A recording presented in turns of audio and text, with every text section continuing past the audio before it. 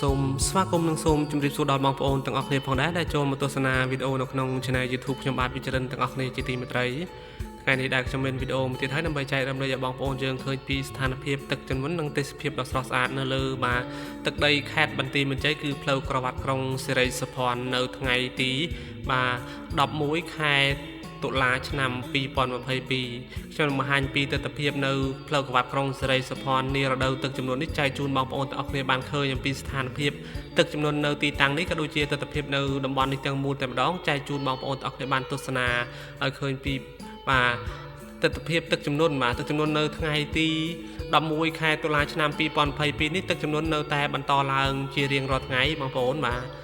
នៅតែបន្តឡើងជារៀងរាល់ថ្ងៃជឹកខ្ញុំនឹងថតបង្ហាញអំពីទស្សនវិជ្ជាស្ថានភាពទឹកជំនន់និងទេសភាពដ៏ស្រស់ស្អាតនៅប្រទេសកម្ពុជាយើងចែកជូនបងប្អូនទាំងអស់គ្នាបានទស្សនាជារៀងរាល់ថ្ងៃបាទឥឡូវខ្ញុំនឹងបង្ហាញអំពីទស្សនវិជ្ជាទាំងស្រុងដែលមានរូបភាពជាបន្តបន្ទាប់ដូចតទៅបាទ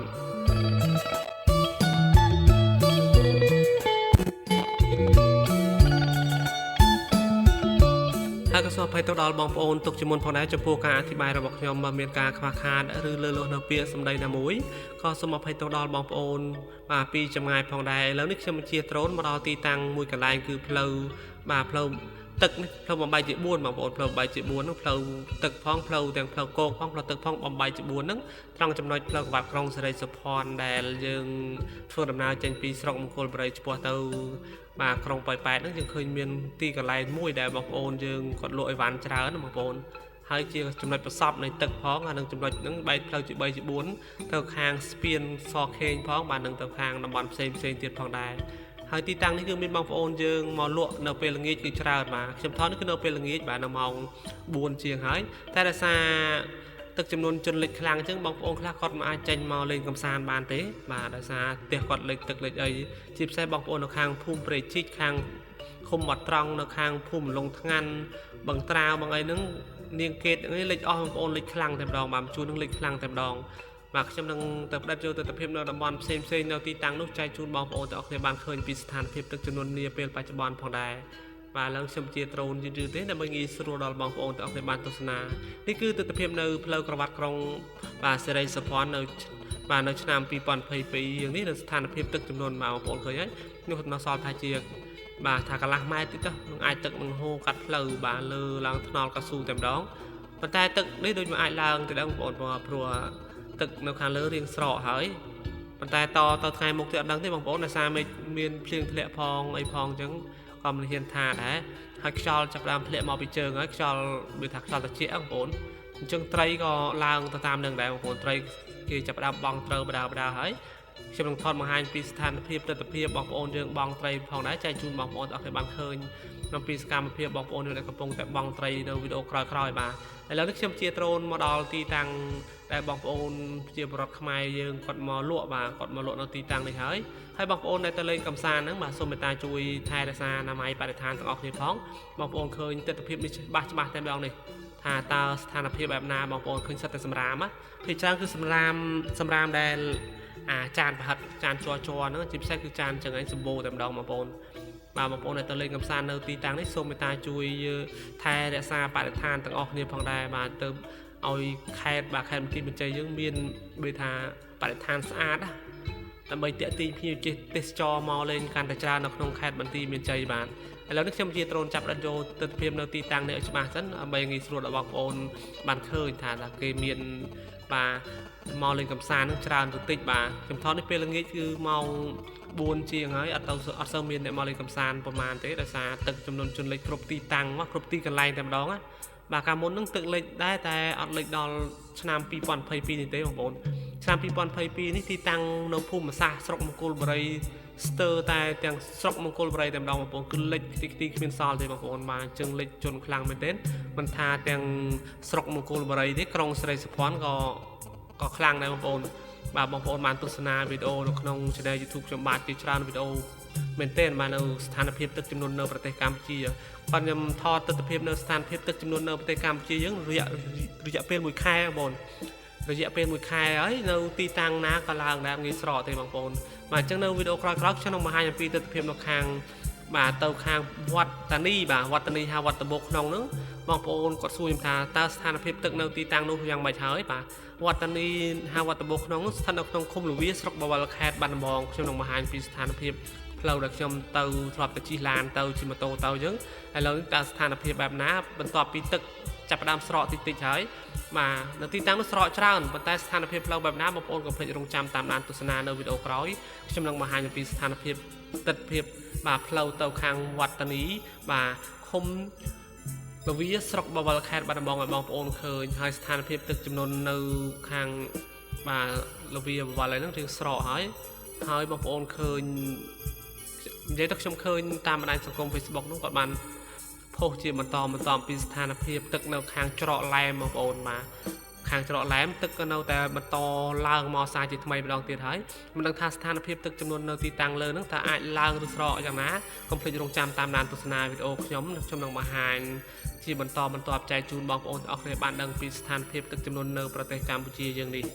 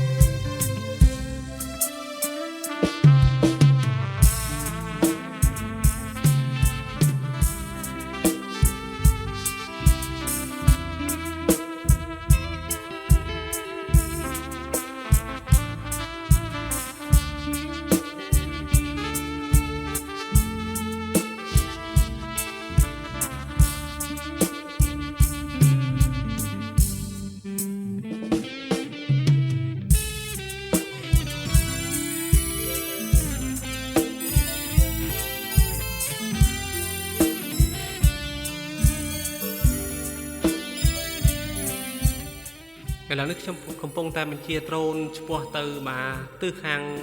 ទីរួមស្រុកមង្គលបុរីបាទទៅខាងស្រុកមង្គលបុរីចែកជូនបងប្អូនទាំងអស់គ្នាបានឃើញអំពីស្ថានភាពទឹកចំនួននៅទីតាំងនេះលើផ្លូវក្រវ៉ាត់ក្រុង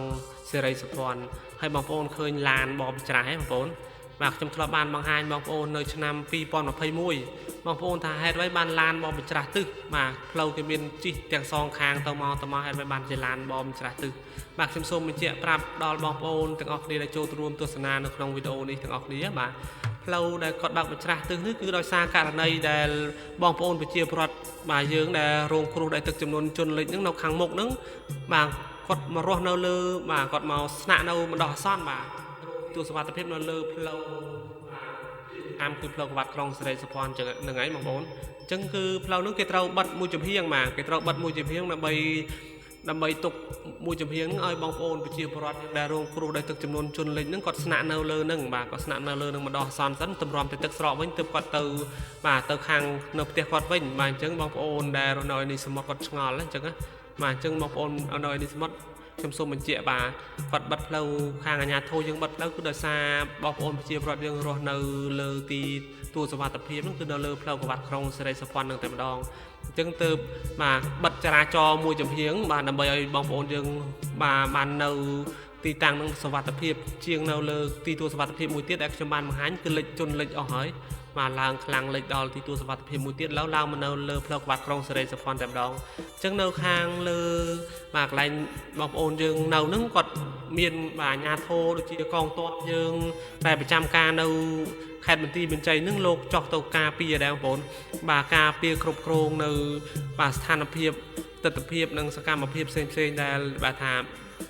nâu lơ cả lại ti tua sập phiệp nứng á phải cho miền bành hà với mùi rồi có bà miền kêu với mùi chỉ nhận thà hẹt đòi mình đang kêu này chứ còn ai chui bàn cột pê về lìa rồi xa miền tiếng tụt smartสำหรับbà còn bò bà tàu màu là mấy bên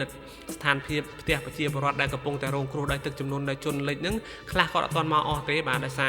เตียก็ตอนเล็กไอ้จังอะแต่เป็นทานphiệpตึกจำนวนบาลางคลางที่คือก็bàสมัยยังเตาโยวันตอนหัดกาให้ดึงมองโอนยังดูจะมีอุตหอบอกดูจะมีสัตว์ติดหรือคำอะไรจังอะไอ้นึงมีมาครูเปรครูไอ้เนประจำการเราตีนึงแต่ดองมาโอนมาประจำการเราตีอะไรแต่บางโอนยังกระปงแต่สนะเราแต่นึงแต่ดองมาจังญาโทก็ดูเชียถนัดดักนอมบาเยิ้งก็มันดอยเอาบางโอนยังบาลมบาเท่มาจังบางโอนยังได้ลางมันเอาตีตัวสวัสดิภาพนึงก็กดมีสวัสดิภาพแต่ดองมาเตียงนายจากนาไม้เตียงเป็ดกับเมียนมาเนี่ยกาเปียกับเมียนมาจังยังเราโชว์รวมมาแต่ออกนี้ทำไปสวัสดิภาพมาไปเชี่ยจนขมายเยอะบางโอนมาให้บางโอนได้มอสนะเราเลยนึงผู้บูชาเอิญมาบนจางครูซาเป็นแต่ดองเราคงคมบัดตรองมาข้างคมบัดตรองคือลางมอซึ่งต่างออกแต่ดองมาบนเลือกเลยแต่บางโอนไปเชี่ยเพราะได้เรานำมาจูมัดสตึงคือข้างเกิดเล่าว่าข้างเกิดสตึงมาบน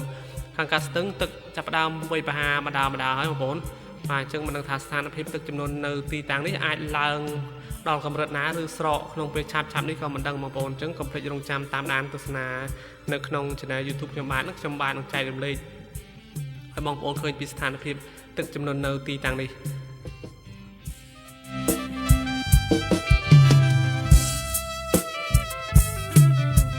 บ้านก็สอบให้ตัวดอลมองโอนปีจำไงพอได้จะปูการอธิบายระบบย้อมมาเมียนการคลาขาดหรือเรือโนปีสมัยในมุ้ยก็สอบให้ตัวดอลมองโอนปีจำไงพอได้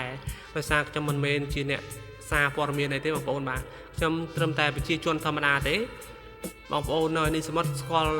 มาจำชราโดยสร้างจำบังการชนะยูทูบนี่คือบางคนในสมอตมากับนิยมโจจัดตัวสนาในเตสเพียปฏิกรรมจีเยิ้งเพียงกับบังการชนะในลางในเรานี่ดาวสถานเพียบตึกจำนวนจำก็ทอดทรายใจจูนบางคนออกในบางเคยพองได้มันทาแต่ขนมมันกราบปฏิเทบางเคยจังให้จำอธิบายนั่งเรียงข้อโกงคลายเตาคลายจังบางกระสมคันแต่พตัวดอลบางคนปีจำไงพองได้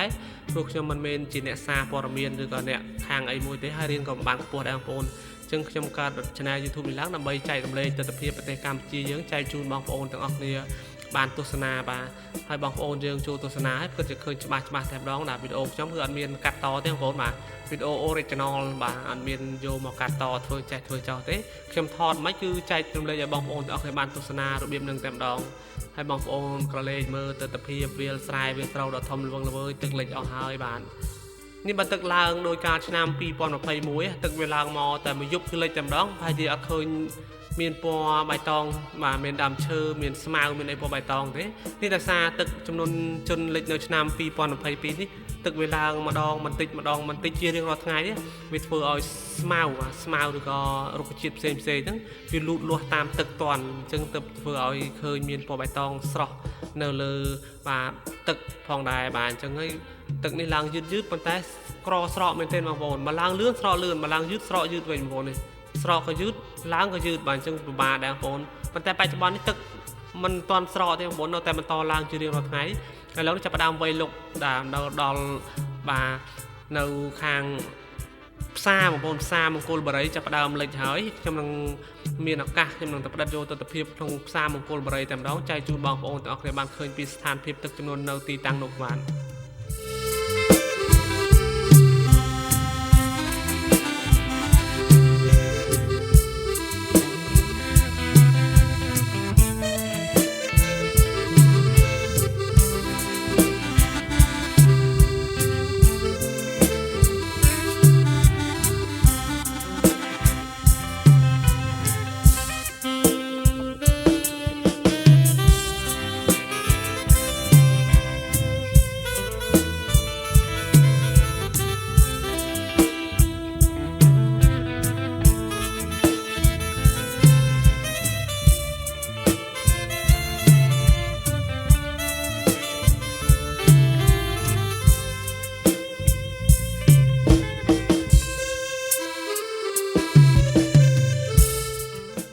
บបងប្អូនដែលចង់ទស្សនាច្បាស់ដោយសារខ្ញុំពេលខ្លះខ្ញុំជា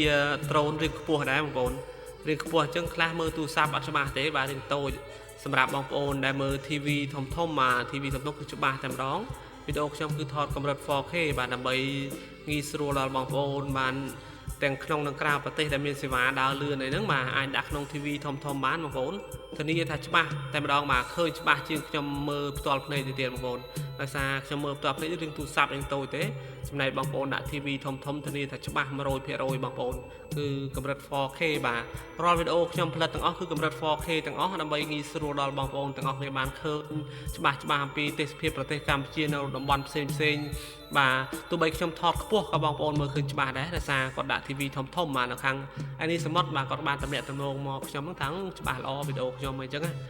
បាទឥឡូវនេះខ្ញុំថយដ្រូនមកទីតាំងខ្ញុំដែលកំពុងតែបញ្ជីហើយវីដេអូនេះមានរយៈពេលតែ18នាទីទេបាទឥឡូវនេះវីដេអូខ្ញុំបាន17នាទីแล้วហើយបាទអញ្ចឹងវីដេអូខ្ញុំក៏ជិតដល់ទីបញ្ចប់ផងដែរក៏សូមថ្លែងអំណរគុណដល់បងប្អូនទាំងអស់គ្នាផងដែរដែលបានចូលរួមទស្សនាវីដេអូយើងខ្ញុំតាំងពីដើមរហូតដល់ទីបញ្ចប់ហើយក៏សូមជូនពរដល់បងប្អូនទាំងអស់គ្នាសូមមានសុខភាពល្អតាណាមកណាជួបតែសុខសុវត្ថិភាពតាមផ្លូវ